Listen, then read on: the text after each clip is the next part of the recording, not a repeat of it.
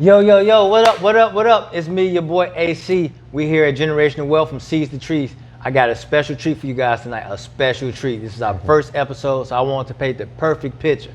And painting the perfect picture, I got the perfect person to bring you some of their great and wonderful knowledge, so to help you build that generational wealth. But before we go on, I want to give a shout out to our sponsor, YGI, Your Greatest Investment, where their focus is to inspire, empower, and improve the culture, which is what we're doing here today. Without further ado, I'm gonna go ahead and get you over to my man, 100 Grand, and the one who make me look great every time we take photos. Every time you see me on Facebook, Instagram, and you see me looking fresh to death, it's because this man. People flying from all over the country just for him. My man, Todd Youngblood. What's going on? How What you up, doing, Todd? man? What up, what up? Good to sit down with you, man. Oh yeah, oh yeah.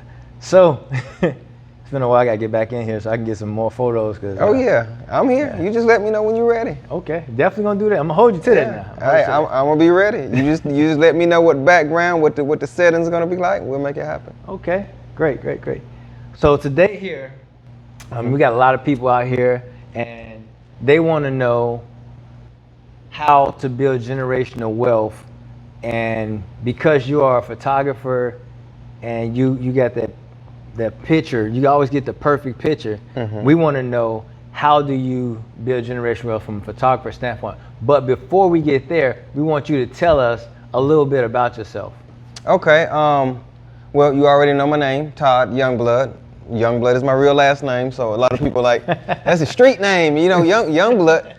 That's on my license. I'm too old to make up names. But I started photography after my college, after college graduation. I didn't go to college for anything to do with photography. It was more business and industrial business operations. But photography was something I would say I fell into. And so hold on. Before we go any farther, you telling me you graduated college. You did at least 4 years in college, right? 5. 5 years in college. Right. And you became an entrepreneur as a photographer. Right. Not in what you went to school for. Not what I went to school for. And I mean, to me, starting college, that was like, that's not going to be me. That's not going to be me.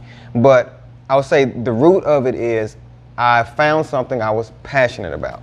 Find your passion. I was passionate about it. So I didn't know I like it. Like I said, photography, that's that boring yearbook dude. Well, I'm not doing that. But Yeah, right. I found other areas of it. Okay. How I found it: get out of school, I have a degree, I go to Wells Fargo, I can't get a job, I go to a couple other places, I can't really get a job, but I had taught myself how to build websites using, back then, probably none of you probably remember something called PageMill, and then it was Dreamweaver, and then I went to WordPress. Long story short, building a website, you need content. So in getting that content, I had to run into a lot of people. I was more on the urban scene. Run into, artists, models, what have you, and they wanted me to do some simple shoots. I denied it long enough to realize I was denying money. So I said, yeah, I'll do something, simple white background, we'll do it. Did that. That led to me shooting a fashion show. The fashion show led to, with the power of social media, which was free. Remember that. You'll probably already know, but you may not realize the power of social media. It's free. Use it. I don't care if you're a photographer, if you're making clothes, whatever you're doing. So that's another spin-off of OPM. Other people's money, Yes. other people's media. Yes, and I mean, Write that down. if you can get them to pause to look at something, then I feel like you have an opportunity to sell them something. So they were pausing to look at my photographs. I wasn't making money per se at that moment, but my photograph had my name in it, so the next person knew where to come. So they kept coming, based off of those simpler photos, and I was loving it. I'm like, okay. So now I'm at the point where I have people calling and they want to come to my studio. Granted, I only had like a little 1-bedroom apartment on Albemarle Road, which is, it was not a rough side of town, but it's not what they expected. So hold on. You had these models, you had the magazine. So who is the biggest person? I mean, like the craziest person you had the opportunity to take pictures of? I probably would say Andy Grammer. I'm trying to think. It's probably Andy Grammer. It's who else have I come in contact? I haven't come in contact with a lot of celebrities in Charlotte. Like I said, I haven't ran into some of the names that I thought I would run into by now. I've had the opportunity to, but the path to get to them, I do have some standards, and I do brand myself accordingly, not dissing the person, but the way that they want me to do it. In other words, I don't work for free. Got you. I'll put it that way. So what the magazine though? So what magazine? The magazine at that time, it was called Sophisticated Charlotte Magazine. Okay. And so Sophisticated Charlotte Magazine, it was ran by a lady that she was a great lady. She, you know, she kicked open a lot of doors, and I made some connections through her. But that was a show that she put on to help out Haiti. Haiti was going through a rough situation. So going to the show, she said she was going to put me on the front row with the rest of the photographers. I got there and I was at a loss because she wasn't there and there was no photographers there. But the show had to go on. Okay. So I pull out my Nikon and I went to work. And once I went to work, people loved it. She, you know, Miss Sharon, she loved the photos. She put them in the magazine. The models thought I had a real studio, and they came to my living room. And from the living room, I'm like, look, I'm gonna pray about this thing and I'm gonna get a studio. Either I'm going to succeed or I'm gonna end up in my mom's basement. So, man, that is amazing. So you telling me that this lady told you, the magazine lady told you to show up at this place, right? Yeah, I'm expecting to be with a bunch of other people. And it's like, it's gonna be a bunch of models gonna do this photo shoot, and you get there, she's not there. The other photographer's not there. You're the only one there with the models, right? Right, I'm there. A lady named Keanu Wiggins showed me where to sit, and that was it. Like, hey, the show must go on. It must go on. They got me here for a reason, and you shot your shot. Right. I was nervous, but it was like one of those things where I'm nervous, but this is my chance to shine. I don't even have the competition to outshine. It's just me. So I took those photos, and I was impressed when I got home. You know, I must say myself, I'm like, oh, these are nice, you know. So would it be fair to say that you are, you became get comfortably uncomfortable? Kinda. I guess you can say that. Because I was really trying to please her, but then when I saw the photos myself, I'm like, okay, I know she good. Dang, I really did a good job at that. And so, you know, she published them, and going back to what I said before, her publishing was great, but the fact that the photos spread like wildfire, and I was smart enough to know, put your name in it. Put your name in it. Branding. Because branding. I branded myself with them because I was so proud of them. And so when models saw who did it, and you know, at that time it wasn't a whole lot of photographers, there's other guys, but I'm like, okay, I'm starting to get some more clients and some more clients. So how far, like, your models, they just Charlotte based?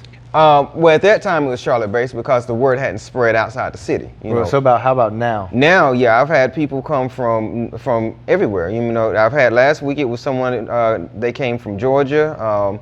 Apollonia came from New York last week, you know, to shoot with me. The little kid, what did I shoot? I made a set that was PJ Masks. That's like a kid's show. It was kind of new to me, but it was little characters. He flew from Hawaii here because his mom wanted me to do. I worked with him before. His birthday was coming, and he came all the way from Hawaii, and I was worried, you know, she's like, he didn't sleep none of the trip, and he here. I'm like, I'm hoping he stay awake. You know, he went through the flight, went through the drive from Hawaii, went to Myrtle Beach, and then stayed awake the whole kid got here. He did what he needed to do.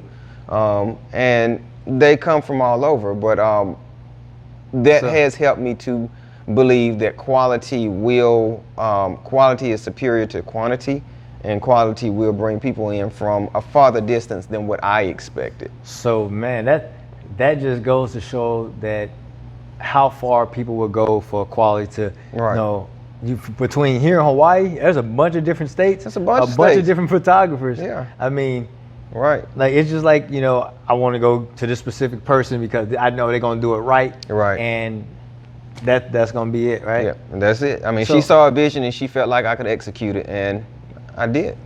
So if I want to be a photographer, what would I need? What would I want? What would I need?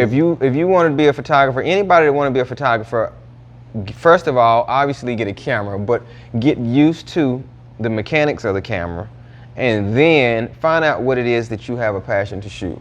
You know, what is it that you're actually waking up and you're excited to capture? What is it that you're excited to say, I'm ready to look at these on a computer and see what they look like, you know? And for everyone, it may not be, you know, I shoot mostly models, people, but you have some people that they shoot food, they shoot pets, they shoot, there's a lady, she's famous for shooting crying babies. You know, there's another person, their whole career is based off of being brought into a family and taking off-guard shots to show them the moments during their day that are so precious that they never even realize, whether it's brushing your door. So it's so many different facets. Some people want to do nature. Some people want to, you know, so I would say get that camera and find out what it is that you enjoy seeing, capturing, and then you develop your eye. And when I say develop your eye, it's your style, the way you see things. Okay. Me and you can have a camera and we can shoot the same subject, but we'll most likely shoot it differently. So is there a particular camera or anything that I need? Most people know name brands Sony, Nikon, or Canon. I look at those brands almost like you would look at Chevrolet versus Ford. You know, they have their pros and cons, but the button configuration is different. You know, they do have, you know, different aspects, but all of them have a shutter. All of them have a, you know, aperture, and all of them have those basic fundamental things that you need to operate the camera. But try a couple of them to see what you like the feel of before you go investing in lenses. That's where the money is at, you know. But a specific brand, that's a lot of brands that's making good cameras now. So the value is not in the brand. The value is being able to envision what you want to capture, and then capturing. The camera, yes, it's needed and it's good to have a good camera, but the camera, I tell people, the camera cannot buy you quality photos or imagery, just like a good mic can't make you sing better. That's true. That's true. I tried to sing before. It just didn't work out for me. It didn't work out. You're not the only way. So, would you say that being a photographer brought you a nice amount of money?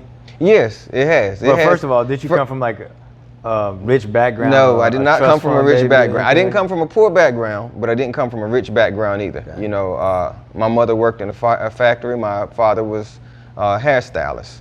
Okay, so you had two working class. Working? Yeah, yeah, working class family. A lot of them did not go to college. When my parents went to college, but a lot of other family members, they may or may not went to college. But we was, you know, it was a middle class family, and most of us, you know, we worked and they taught me what they could. I was really blessed to have a great family that support. Okay. But yeah, because they put you through college. Yeah, they put me through college. The church gave me, you know, a scholarship, and I went to college. It's just that like hold on. So the church put you through college. Okay, so you didn't want to go for we're gonna cut that. We ain't gonna cut that short. I'm gonna address that. I'm gonna address that right here and now. I feel bad about that in a sense. Why?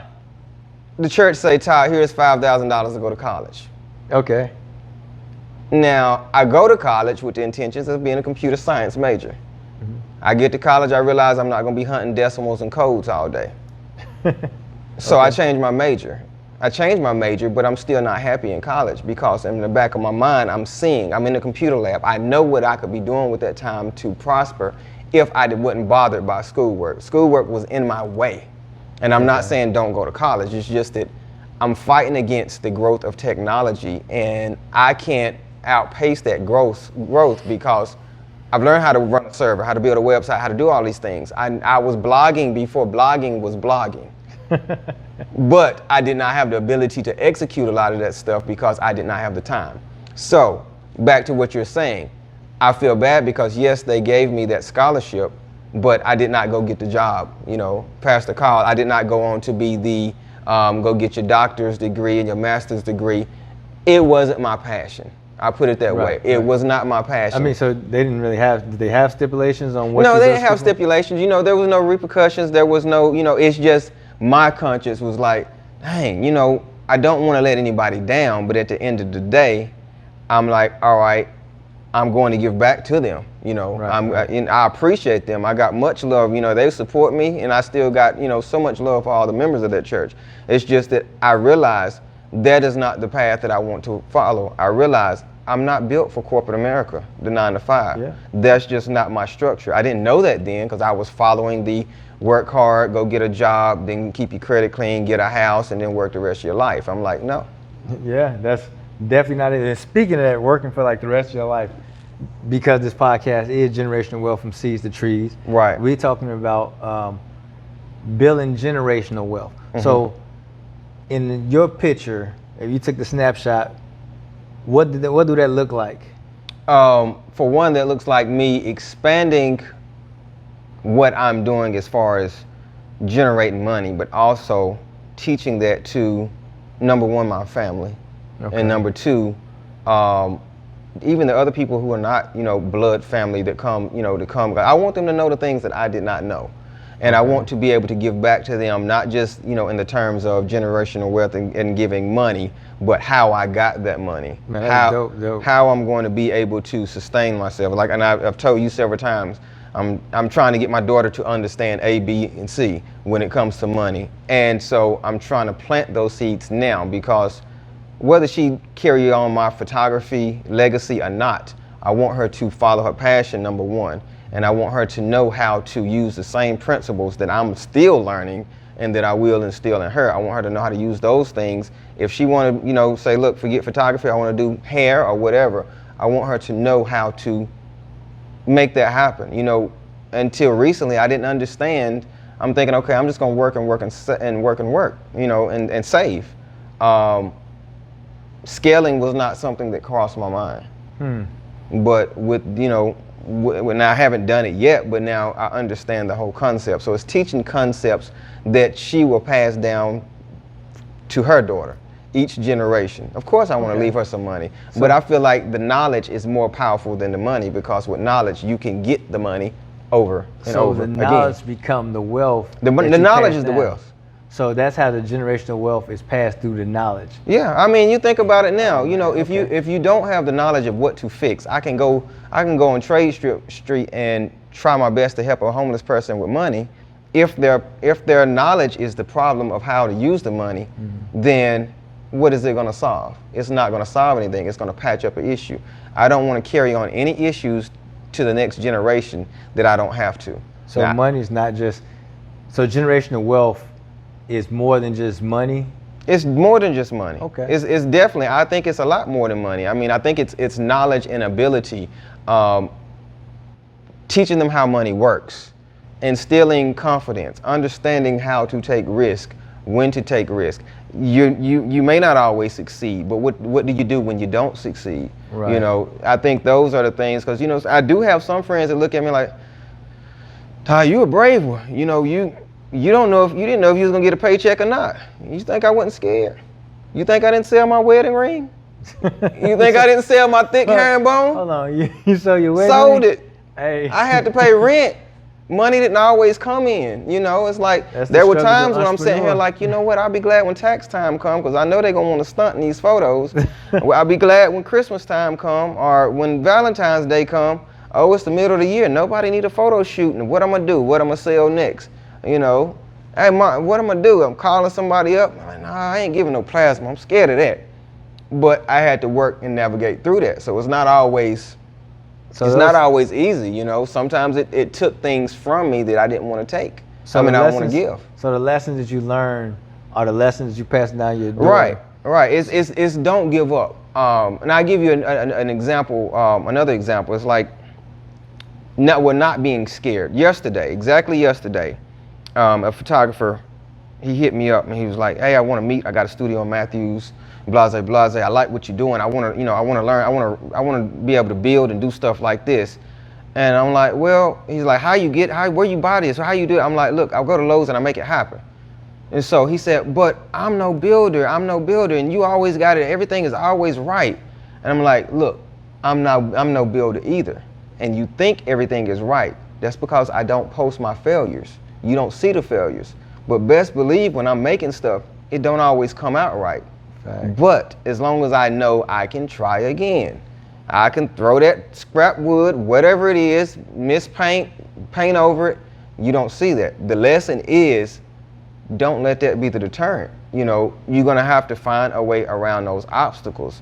And as long as you don't find your way around those obstacles, I'm gonna keep finding my way around the obstacles, and you're gonna keep looking up instead of working, doing what you want to do. So essentially it's about being persistent. Being persistent and not being easily intimidated. And speaking on that, like I said, I'm no builder, and regardless of what I try to do nowadays, I feel like you all are fortunate, because when I was a little young, when I was young, it wasn't a YouTube to go find out information. Right. Going back to you asking me about how to become a photographer, some of those principles, if I didn't understand it, I could YouTube it. You got a lot. You got Encyclopedia Britannica is what we was running to.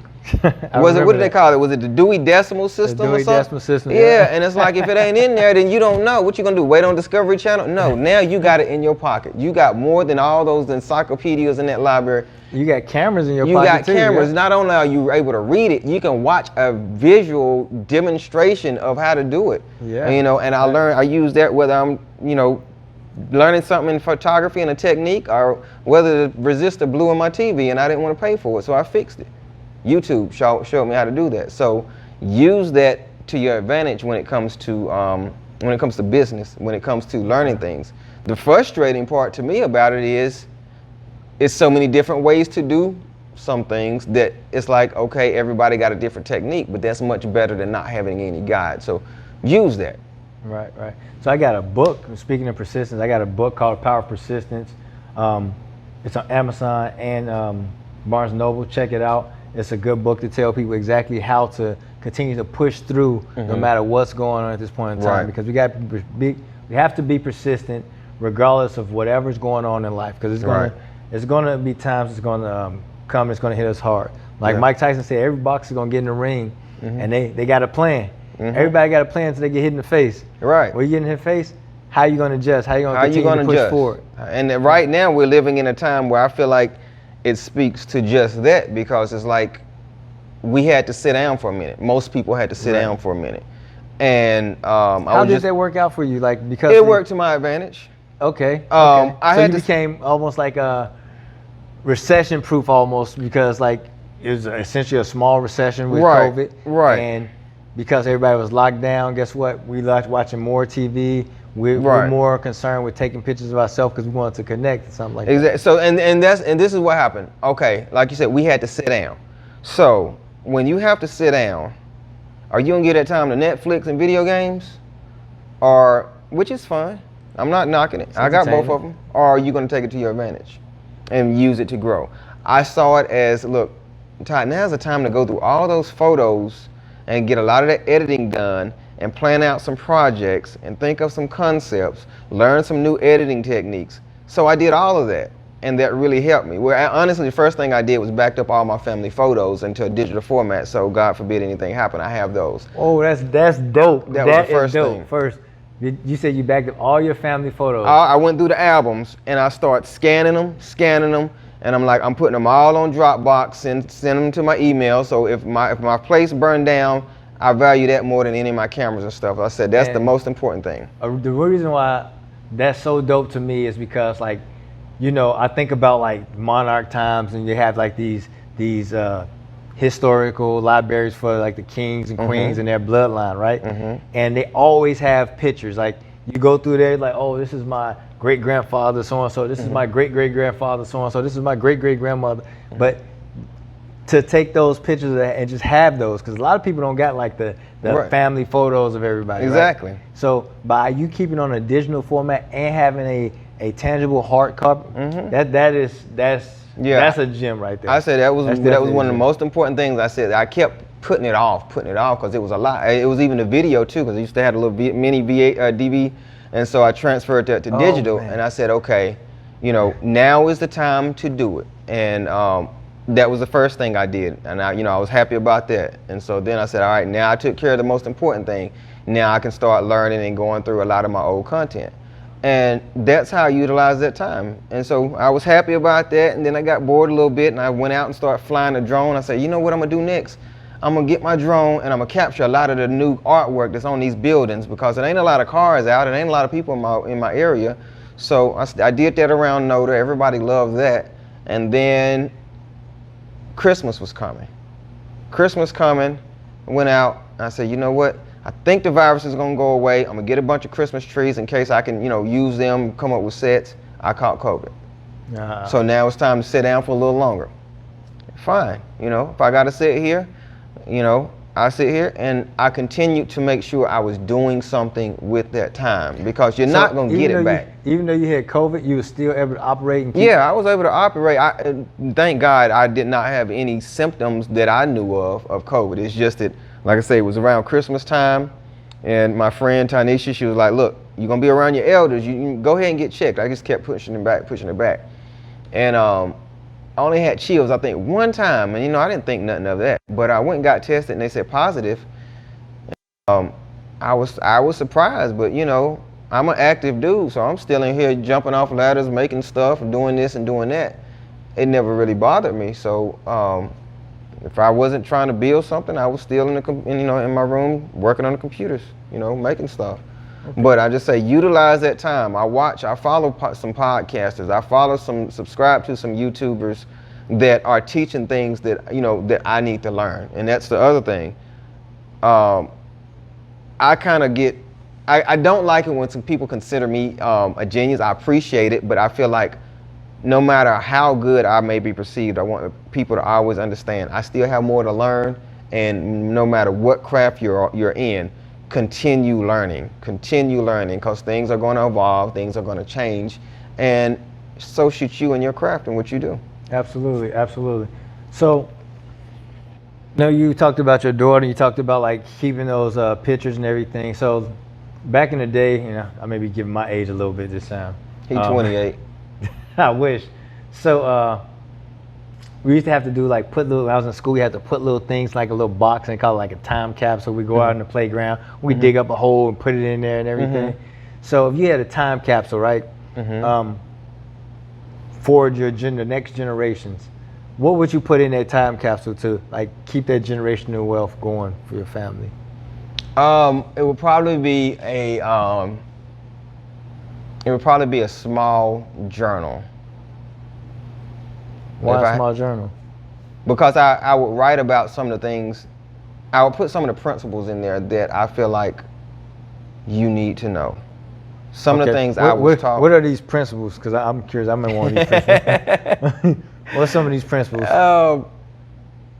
One of the number one principles I would say is I guess it depends on the age. I probably started and I probably have it by age. And I would, starting at the younger age, I would want, which I guess I'm telling myself what I would want to know at that age. My biggest weakness at a younger age was women. You're gonna have enough time for that, Right. Second principle, you don't always have to follow the program of what people expect. Learn to think for yourself, and there's nothing wrong with questioning why. Right. And I say that because there's nothing wrong with saying no either. No. My grandmother had to teach me that when I was little because during my entrepreneurship, I found that like a lot of times I'll say yes to people. Right. And there's a lot of people out there say, "Oh, get comfortable saying yes," but there's power in no as well, because there's a book about the power. If you keep saying yes to everybody, you're going to be out of things because they're going to keep taking out, right. And you're never going to get that anything put back into that jar, if you will. So you saying no has its power, and it makes you a powerful person as well. Right, and that feeds into the other thing that would be right after that is, don't kill yourself trying to meet people's expectations. You're gonna have to make sure that you're happy. And so I like that. I was brought up in a very religious background, and to this day, I still have faith. And that something stopped. I got it. You're good. Something that hasn't changed. It's just that I feel like I was brought up in a way that I didn't question a whole lot when I should. I didn't voice my opinion when I should.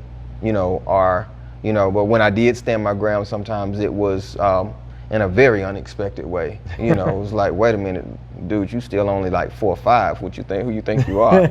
You know, it's like, but it's like, you know, when I spoke, it's like, you know, but it's nothing wrong with that. Those are things at a younger age that I wish I knew. If you fast forward and I move on up a little more, life comes fast, you know. It does. And I feel like 13, 14, 15, I felt like 25 was eons away. You know, even now I feel like 25 was eons ago. But it's like things happen fast. So plan for your future start young as you can. You know, I'm not saying worry about it, but at that young age, going into college, avoid the credit cards if you can help it. Understand credit and how that works. You know, don't be like me and go get credit cards because they're giving you a free, well, my age it was giving free beepers.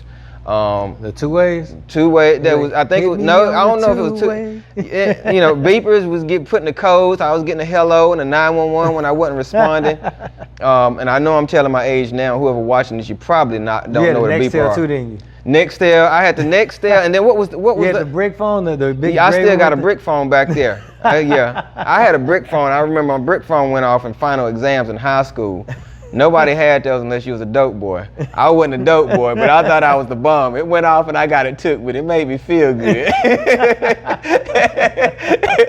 ain't gonna lie, it made me feel good. I stuck my chest out the rest of that test. But you had to have some pretty strong arms because them phones was like huge. Man. They was like literally like this big. Man, I was stunting. It was prepaid. I didn't have about 17 minutes on the phone to talk. But yeah, I jumped in my little Toyota Celica. I thought I was the bum. No, but what you gonna put that brick phone in the capsule? Put that in nah, there? I probably wouldn't put that in there. It'd probably be too big. Yeah, it's gonna be too big and bulky. You know, I'll put some of my, some of my, jewelry that was passed down as, just as sentimental. But it would be more lessons that I would put in there. I'll probably put some of my I still have some of my childhood books, not books, but stories that I wrote. Okay. Oh, you wrote stories too? Like in school, you know. Okay. And fortunately, my mother valued those things. And so, she gave me one where I was, saying, look, yeah, when I grow up, I'm going to get married, blase, blase, but my wife can't live in my house because I need peace. And I'm like, it's funny because I think I was probably no more than 10 when I wrote it. But it was just, it's a lot of funny things. It was my mindset. And it's like, dang, what was wrong with me? What was I going through? You're futuristic. Yeah. Oh man. But it would be a lot of lessons in that capsule. Of course there would be pictures in there as well. But it's just things that I feel like are priceless that I needed to know. Now, my parents did give me a lot of great lessons, but it's some things they don't know they were brought up in a different era than I was. Right. They weren't exposed to a lot. Right. So with them being brought up in a different era than I was, the new things that come about, they're not in control of the fact that they don't know or they don't see where it's coming. I mean, where it may lead to or what's growing. My mother didn't know about stocks. Now hindsight, I guess I left off a minute ago at 18. I don't know how old I was when the Twin Towers went down. I know I was in college and I started looking at stocks. And so financial things, which we hear a lot of the quotes, when they buying, that's not when they selling, you buy, and when they buying, that's when you sell, things like that. Now I wouldn't put those quotes in there, but I remember Twin Towers went down. I remember my mom not understanding what to do with the stocks. Right. I remember her, she worked at a company that gave her a lot of stock. It went down. It went to the bottom out. She's scared she's gonna lose the rest, sell it all. Okay, not knowing the principle of it's gonna bounce back. Right. Don't sell it at the bottom because, if you was gonna sell it, you should have sold it at the top. But she was like, Todd, I think it was Motley Fools. Yeah, Motley Fools, yep. I remember seeing that. I don't know if it was in the back of a magazine or what, but it intrigued me, And at that time, I was always intrigued by business things, but there wasn't a strong business background in my family aside from my father doing hair, my aunt doing hair. And so I think when I first realized I was intrigued by it was really when I was given the game Monopoly and I started to understand, okay, so when they land on this again, if I got a house on it, then I get this much instead of that much. I'm like, that's pretty cool. But I didn't have enough people to play with. Right. But I knew how excited I was about that more than the other toys. It's just that it had to sit there. But as I grew older, now I start seeing how, all right, now I'm not playing Monopoly. I'm not old enough to buy land, but I can buy web domains. Yeah, but see, Monopoly will cause some fights too. Monopoly, you one of them people that won't sell your property? Oh man, you don't play me Monopoly, you're gonna lose. You're gonna lose. I'll sell you the property, but we're gonna have to negotiate. You're gonna pay for mine. So you want to play. You one of them. If I got the cheapest one, the brown, right past gold. You gonna tax me for it? It's like, I think it's less than $100. And you gonna treat it like it's boardwalk? Hey, I'm gonna treat it like boardwalk. You about to pay me about $300 for this. You want this? Oh man. Yes, so you gonna pay $300 for it. Yeah, you one of those. The reason why is because I know what the board holds. I'm gonna look at this board and I look futuristic. I know that, okay, right now it's only like $100 or whatever it is. Yeah. But once you put these cheap hotels on here, you're gonna bust my head. So therefore, I'm trying to create generational wealth for my family too, and I ain't finna give mine away. And you're looking at the probability. If it's that close to go to jail, I'm going to land on one of them. So either way, I'm going to have to pay either them or you, Exactly. and then I'm going to end up out the game. Exactly. Yeah, see, I had to shake those dice a couple more times and hope I go past you and them. Yeah, but that's for another story, because you wouldn't do that. Because I would tell you, I'm the type of person, I'm not looking to buy Boardwalk and Park Place or any of that. Right, you see the beauty in the other stuff. I ain't trying to buy the expensive stuff. I'm trying to buy all the cheap stuff. Yeah. So if I get two sides of the board, and I know that you're going to have to land on these two sides, I'm going to hit you across the head. This is how I'm building my generational wealth right here. Starting at the bottom. You ain't worried about Pennsylvania Avenue and all them. So essentially, let's just say if we put this in real estate. I know this is off topic, right? But if we talking about real estate, right? These are low income housing, medium low income housing, medium income housing, higher medium income housing. Right. Then it goes to the higher income housing, right? So I'm getting low to higher medium income housing, right? That's two sides of the board. I got electric and a couple of railroads, whatever. Yep. Community service, which is your community chest. Right. And then I got chance, which is your stock markets and stuff. So guess what? You got more chance of landing on my property than I have a land on Boardwalk, Park Place, and all that other stuff. That's what I said. You looking at the probability of me landing on that property despite what I see it worth initially. Exactly, because now I'm putting a chokehold on you, so now you can't get enough money to put hotels and stuff on that Boardwalk, Park Place. Because you got to go across all these, and most likely you go to jail, you're going to get taxed again. Yep. So I got the money because my hotels and houses are so cheap, I'm putting them on there, and I'm constantly busting your head. So you're going to mortgage that, and when you mortgage that, guess what? I'm going to force you to sell it to me. Yeah, I don't know if I want to play Monopoly with you. It's a strategy. It's just like the game of life. Generational wealth is a strategy. Generational wealth is based off Monopoly. Monopoly is based off Walt Disney, if I'm not mistaken. Oh, I didn't know that. So that's something new. It's the same thing. Like, we just have to think futuristic. Where do we see our family in the future, and how do we get there? Like, you already got the step ahead. You talking about, like, you saying that you teach your daughter the lessons, which to me that's a gem in itself. And I hope and pray that everyone is getting that, because Bruce Lee said it best.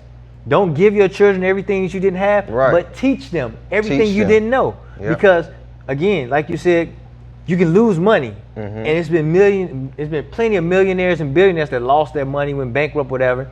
But people argue, oh, they didn't go completely bankrupt, and that may be, but they knew how to make that money back. And because they knew how to make their money back, that's because they had that knowledge. They knew how they got there in the first place. And that's why I want her to know how to get there. I don't want to just put her in a nice position. Know how to get there, because I'm not going to always be here, and whether I'm here or not, the kids, she's going to have kids, and I want them to teach, her to teach them. So right now it's me, her, and this little green light card, and I'm fighting with her in Starbucks. But we're gonna figure it out, because she I don't even know what a cake pop is, but it's just little things. You know what I'm saying? Little things, which I'm not so strict. I'm not saying no, don't spend no money, but I'm trying to look at her. I'm trying to get her to look at, all right, if I have money, if I still had that money, I could do this versus that.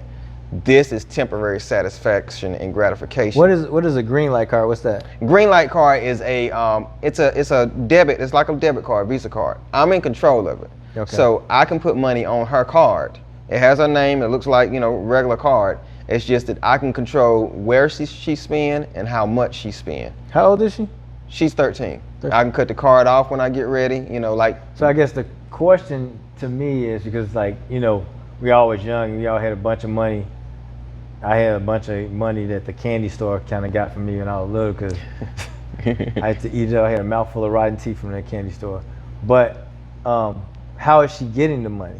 So I can put the money on there through myself, or either when she gets a gift or she gets somebody give her money, she can say, Daddy, she would want me to put it on her card so that she can use stuff buy stuff online.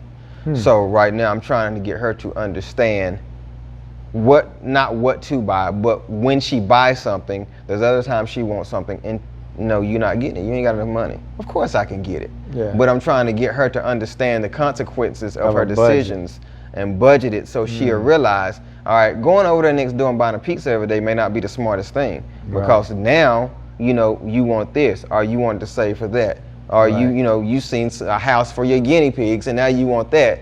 And then they're not getting a house or pea flakes, you know. So essentially, she's a seed right now. She's a seed, and you're teaching her financial literacy, right? To build generational wealth. And then you're correct me if I'm wrong. In this capsule, you're going to have pictures, you're going to have stories that you've written, you're going to have family heirlooms. So you pretty much like a library, a family library, essentially. I am. I mean, usually, with the family, I'm a paparazzi. So, but I'm trying to have all those things at her fingertips so she can have access to them. And then another thing, what about her children? I want her to be able to show this same, and which is another reason why I have things in digital. I'm gonna have a picture of, at one time, I may even snap a shot of my bank account now, just to show her the difference between now and 2 years ago when we were sitting there counting $10,000 in cash. You had her counting $10,000 in cash? Yeah, she counted, okay. I counted, and then she recounted. I can't remember which way it was, but I pulled it out the shoebox in the back, and I wanted to see her reaction, but I also wanted her to. Hold on, you said last year? It was probably a year and a half ago, before she moved to Florida. So you saying it's been at least 2,000, and I didn't even know people still kept money in shoe boxes. Old school. I looked like Run DMC, you know what I mean? I'm watching, like, you got the shoe box, you got open it up, it's a bunch of $100 bills, 10s and 20s, dope boy status, because you can't get you don't shoe get no box, bank Crown Royal bag. Yeah, that's the change right there. Yeah. So you teaching her financial literacy, and that's funny because essentially that's how my aunts and my mom and them taught me to count, with like change and pennies and quarters and stuff. Right. So that's a gem in itself right there, because most kids don't know how to count money like that. They'll never get to touch money like that, and it kind of inspire them. And see, that's what I want her to do. I want her to see it, and I'm watching her reaction, and then I want to see what she's got to say. And it's like, wow, Daddy, you rich. You can go buy a house now. You can do, and I'm like, no, baby, this is not really a whole lot of money.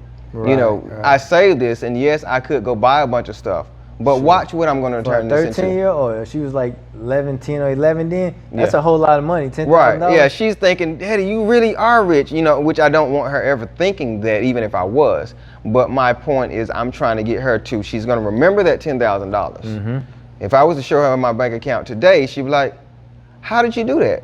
But, and I may put snapshots of that in there, just to let her see, not only am I showing you this, I'm marking this with time periods, with me and you and the progress, so you can realize, yeah, Daddy could have been walking around in, whatever designer gear. Daddy could have, I can go buy a Corvette if I want to, but why? For what? That will be taken away from you. That will be taken away from what I can do for you, and from what you may be able to do for your kids if you follow what I'm showing you. So that's my lesson. So what you're doing now is not for you, but it's for the future. For the future. I do think in future, I try to think as much about the future, especially with her, as possible. And it would also be the video of her. I think it's probably 3 years now that I had her write down questions to ask herself. So it's just like I came in here, right here. She sat here, I sat there, turned on the camera, and had her look at where her future self will be sitting. And she's talking to her future self. Okay. So later on, her future self is going to be responding to her then, I think it was probably 8, 9-year-old self. Okay. And so it's going to be a play on age. Of course, like I say, it's going to be both of them on it, but it's just going to be her at different ages. You know, and I asked her, what do you want to be in 10 years? What do you want to do when you grow up? You know, just conversation, like she's really talking. And that's just something that I got the idea from somewhere. So let me ask you this.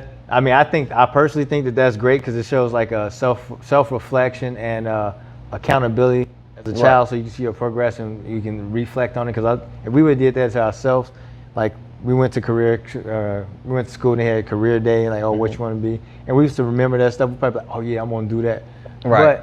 But do you think I know some people are gonna ask this out there, so I'm gonna go ahead and ask. I'm gonna get deep. So, do you think that's being too stringent, too controlling, or? No, because I'm not holding her to what she said when she was younger.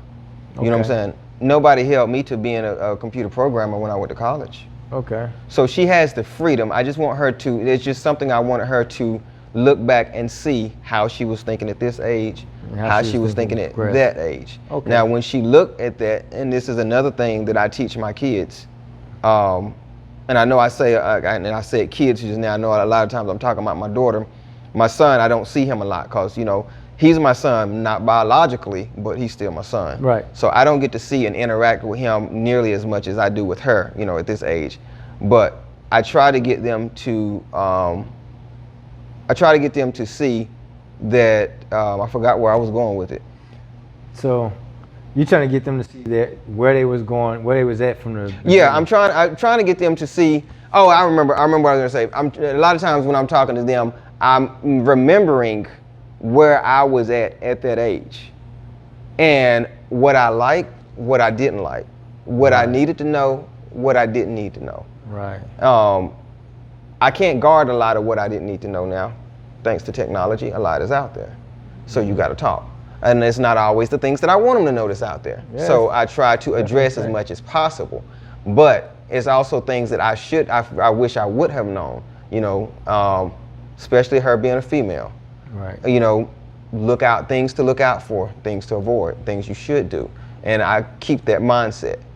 Same thing with my son. You know, ironically, he is, he was, you know, under my roof at the time. Mm-hmm.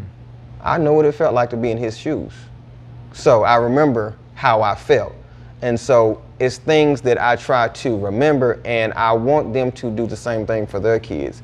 Because I know how it felt when you were pressured by this, or when you couldn't go to your friend's house, or you couldn't do X, Y, and Z, and you ask your mama, and your mama say, "Cause I said so, I'm paying all the bills in this house.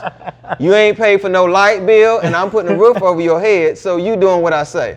Now, I turned out all right from that, so that's no problem. I think that was me when I was younger. I was like, every time I passed McDonald's, like, hey, can we get some McDonald's? I want some nuggets. Like, you got some McDonald's money? Yeah, exactly. You got some money, McDonald's money? Money don't grow on trees.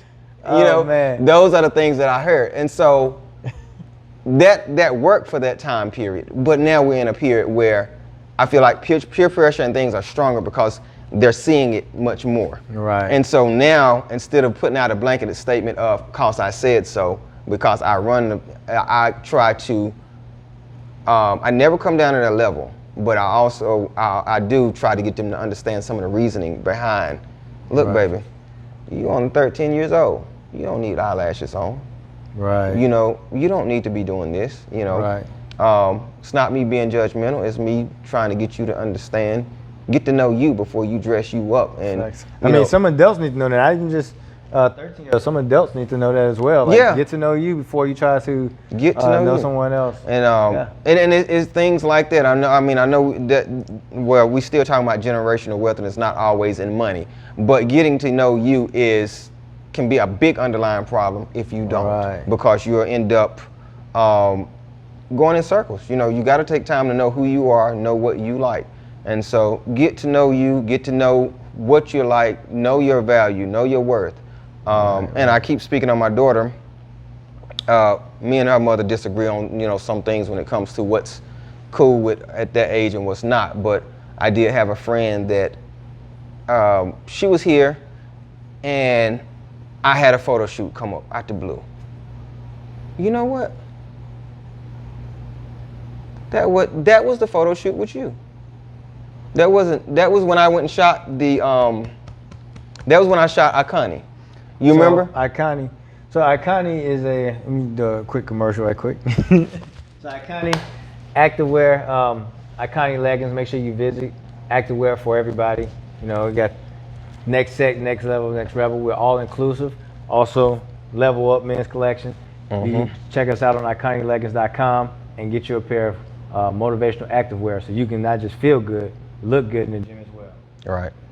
Okay. I'm gonna start back where I was. All right, so I had a time when a shoot came up. I had the date wrong. Okay, that shoot happened to be the shoot when I was, doing a job for you. I remember I had the date wrong, and I had my daughter with me. Okay, I got to do this shoot, and I don't like taking my daughter to the shoot if I haven't been to the location. I do want her to see, certain shoots, but I wasn't exactly sure how the gym was set up, what have you. Fast forward, talk to my friend, look, I know this lady well, and I explained to her, since you all are going out to eat, I'm paying for y'all to go out to eat, but I want you to talk to her. The reason I wanted to talk to her because one, the lady was very attractive, and I knew my daughter noticed that. And she said, okay, I'm gonna talk to her. Went and did the shoot, come back, and I said, so how did it go? She said, look, I sit your daughter down. She's very impressed by a lot of the things that she see. She's very impressed by, a lot of stuff you may see the video girls and stuff wear. I do. She said, I told her, look at yourself as you are a box, and you are inside of a box. You are the box. You're valuable. What's inside of that box is very valuable, and you're going through that box and discovering what's there. Okay. She said, so what your dad is worried about is the fact that you're putting all these bows and wrapping paper on this box. Right. And it's attracting a lot of other people when you haven't had time to understand and see everything in there yourself.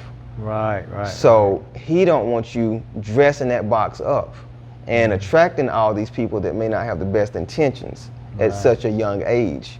And that's why he's not trying to be judgmental or go against you and your mother. He's trying to protect you because he knows other people are not going to value what's in that box like you are going to value what's in it.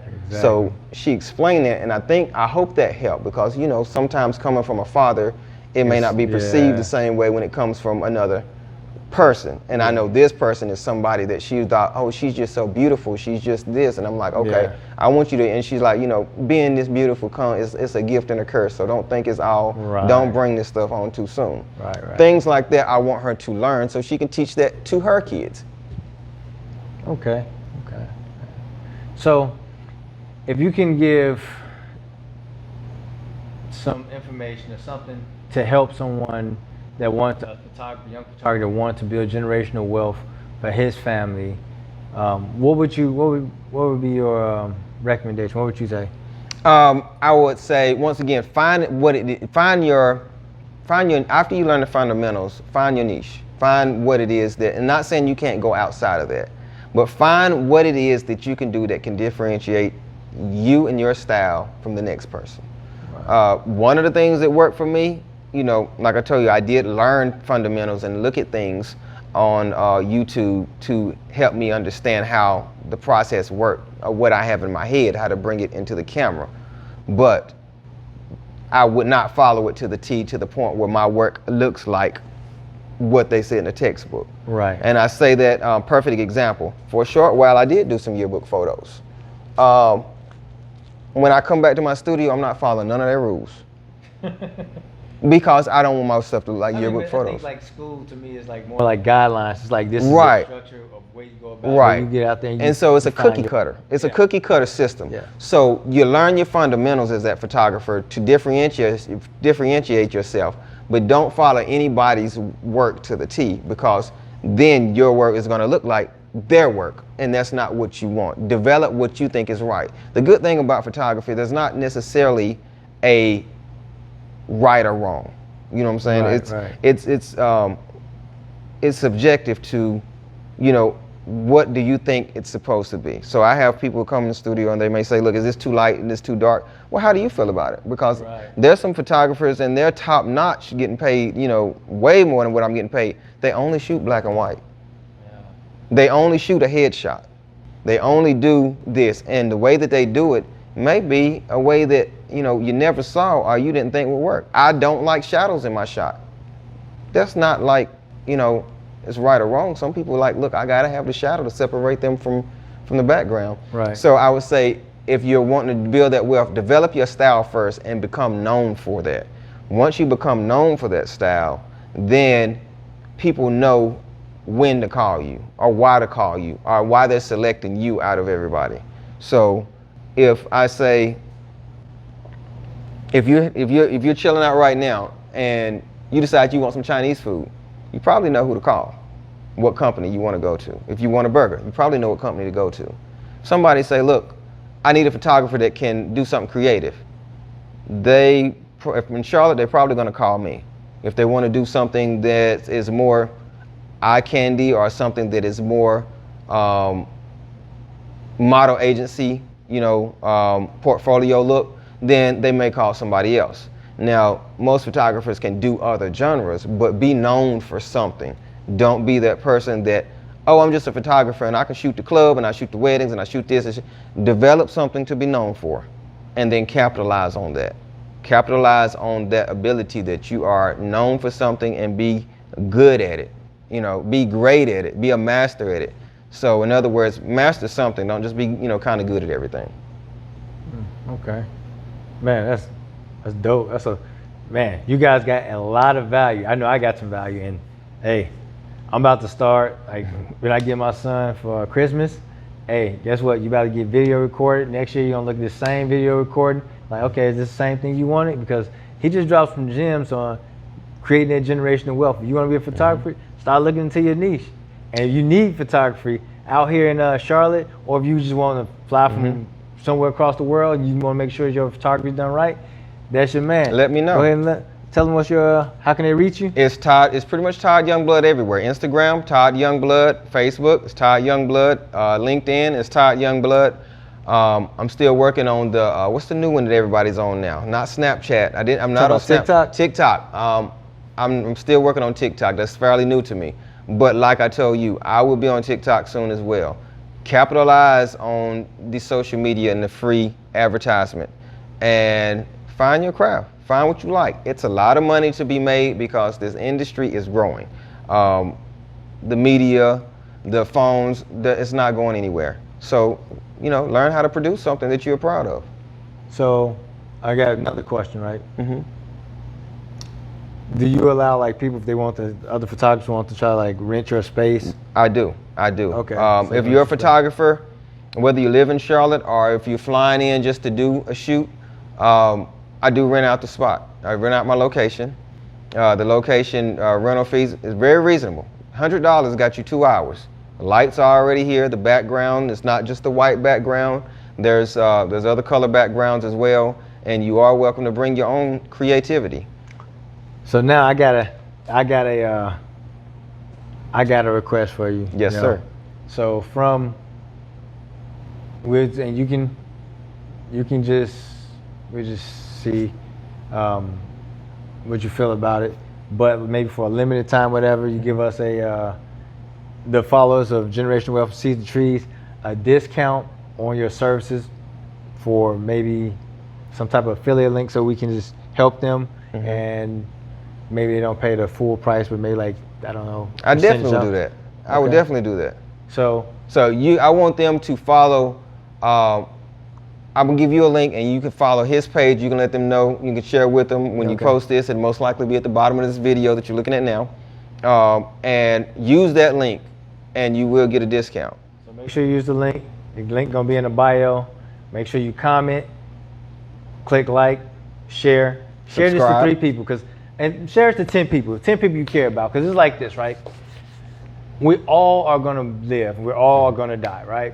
But in doing so, our goal is to live our best life, but also to make sure that our children and our family live their best lives. Our bloodline becomes a gold vein, like during the California rush, right? So a lot of times we've lost that luster for greatness in ourselves. So we work 9 to 5 every single day. We're working to the bone, and we say when you turn 65, we're going to enjoy and travel. But by the time we turn 65, our body's all broken up, and we don't.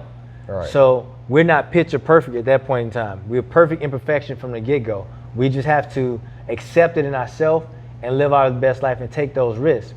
But we have to do something. We have to get out there and make it happen. And we have to get that knowledge. We have to overcome our fear.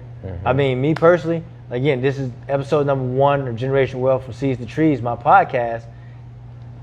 I mean, I don't have a problem with speaking with people, but I mean, sometimes I feel kind of nervous. Like, I'm like, man, I don't know if I'm asking the right questions. I don't know what the people want to know.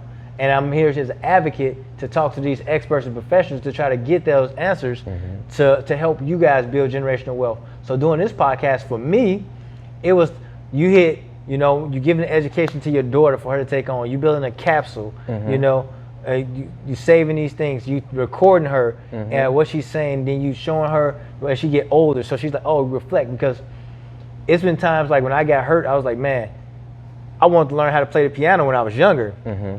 And when I hurt my knee in 2014, I had to sit at home for like 8 months or whatever. So I was like, you know what? I want to learn to play the piano. So I had a brace. I'm going to the little studio playing the piano. The guy coming over, he's teaching me the piano. So sometimes we got to get back to basics. What would the younger self say to you now to help inspire you or get you back to basics? Because doing life, we learned fear, we learned doubt, but we didn't have that then. So how do we get back to basics, create that generational wealth, and set our families in a proper state? How do we build our royal bloodline? How do we do that? How do we set ourselves on high? We know everyone wants to sit in the throne chairs and all that, but don't just sit in the chair. Be the king, be the queen. How do we get there? It's not just money. I tell you that. It's not just money. And if you want the picture perfect way to get there, start paying attention. Generational Wealth from Seeds to Trees are telling you how. You got Todd Youngblood up here. He's telling you to take pictures. He's telling you steps, so much value in the things he's saying.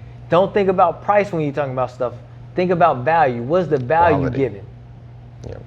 You know, I think for me, it's like every single month, I put some money into my education. Just like you put money every Sunday into church, I'm putting money into my education every single month. I'm putting money into my son every single month. I'm putting money into a better life in my future, my family, every single month. So this is something I feel like we all need to do. And bruh, I'm telling you, like the jewels you dropped here today, I mean, I am not gonna lie to you. I kind of want to go be a photographer. I'm not gonna lie. Well, tell me this, will they have a chance, you mentioned questions, will they have a chance to ask questions, or will they have a chance? Absolutely. If you got a question, drop the question below. And when you put it in the comments, guess what? If it's a question for me, I'll answer. If it's not a question for me, I guarantee we'll get you the answer, whether Ty send your answer or I'll send your answer, but you will get an answer. So please let me know. Anything that I did not answer that you want to know, it's not a secret. I don't want to keep any secrets. I tell you what, this is what I want everybody to do, right? Because you're going to need a photographer at some point in life. If you're an entrepreneur, you definitely need a photographer. If you, like he said, he already told you do websites, all that stuff. If he don't do it, guess what? He knows someone that does do it. So this is what I need you to do. Go ahead, go to @ToddYoungblood Instagram, follow. If you need any of the services, go ahead, click the link in the bio, and we got you. Thank you for following us. Generation Wealth from Seeds to Trees. Love you. Peace. Peace out.